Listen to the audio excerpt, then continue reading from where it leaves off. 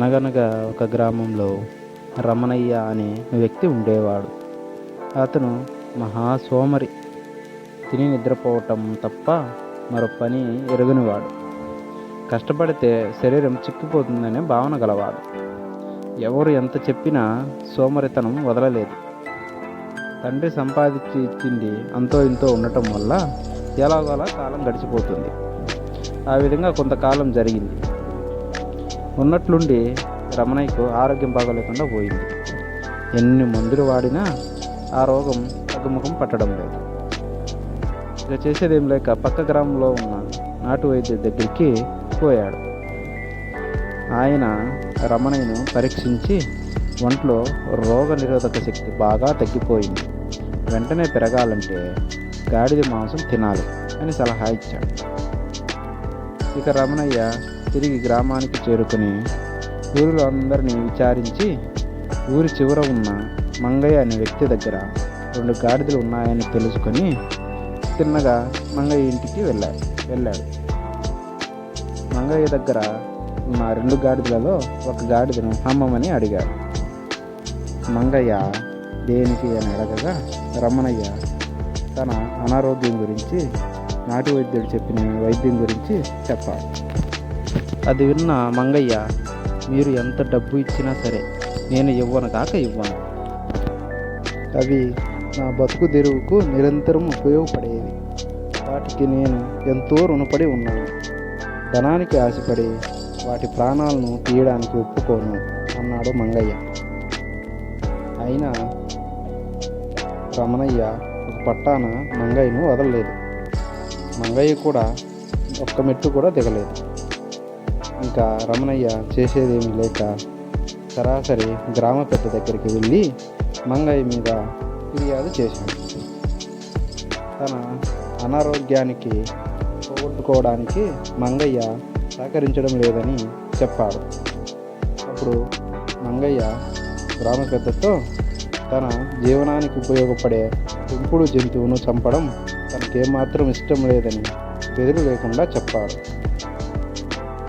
అది విన్న గ్రామ పెద్ద రమణయ్యతో ఇలా అన్నాడు, ఏదో జంతువు మాంసం తింటే బలం వస్తుందనేది ఒట్టి భ్రమ.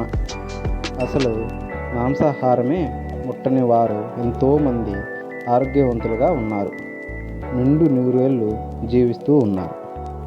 ఫలానా జంతువు మాంసం తింటే మంచిది, ఫలానా పక్షి మాంసం తింటే శక్తి వస్తుంది అనేది సరైనది కాదు. కష్టపడి పనిచేసి కడుపు నిండా తిని కంటి నిండా నిద్రిస్తే దానంతటా అదే ఆరోగ్యం వస్తుంది. అలా కాక దినమంతా ఏ పని చేయక విశ్రాంతిగా ఉంటే అనారోగ్యం రాక ఏమొస్తుంది? భగవంతుడు మనకు కాళ్ళు చేతులు ఇచ్చింది ఎందుకు? కష్టపడి పనిచేసే సంపద పెంచుకునేందుకే కదా, విశ్రాంతి తీసుకునేందుకు కాదు. ఈ మధ్య గాడిద పాలకి గిరాకీ వచ్చింది, అది కూడా పెద్ద వ్యాపారం అయింది. ఇలా అయితే వాటి బిడ్డలు తృప్తిగా పాలు తాగలేవు. అయినా మీకు ఓ విషయం చెబుతాను, ఏమీ అనుకోకండి. గాడిద పాలు మాంసానికి ఆ శక్తి ఎలా వచ్చింది ఆలోచించారా? గాడిద నుంచే కదా. మరి గాడిదకు ఆ శక్తి ఎలా వచ్చింది? కష్టపడి తత్వం వల్లే కదా. దాని మాంసము పాలు తాగి రోగ నిరోధక శక్తి పొందాలనుకునే బదులు మనం సోమరులుగా ఉండకుండా కష్టపడి పనిచేస్తూ పోషకాహారం తింటూ ఉంటే దానంతటా అదే రోగ నిరోధక శక్తి వస్తుంది.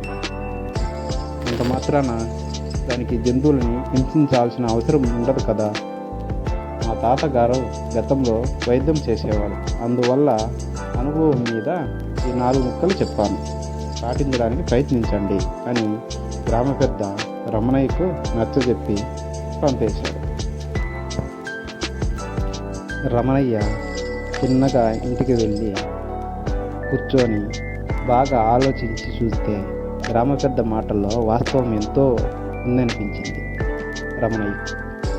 తన తోటి వయసు వారు చాలామంది ఆరోగ్యంగా కనిపిస్తున్నారు, వారంతా కష్టజీవులే.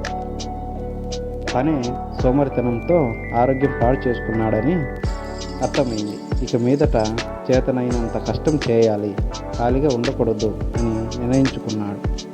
దాన్ని తూచా తప్పక పాటించాడు. దానివల్ల ఆకలి బాగా పెరిగింది, కంటి నిండా నిద్ర లభించింది, శరీర దారుఢ్యం ఏర్పడింది, ఆరోగ్యం కూడా బాగుపడింది. అప్పుడు రమణయ్య ఎంతో సంతోషంగా జీవించడం సాగించాడు. ఈ కథలో నీతి ఏమిటంటే, సోమరితనం మనిషికి అతిపెద్ద శత్రువు. కష్టపడి పనిచేస్తేనే సుఖం, ఆరోగ్యం దక్కుతాయి. Thank you so much.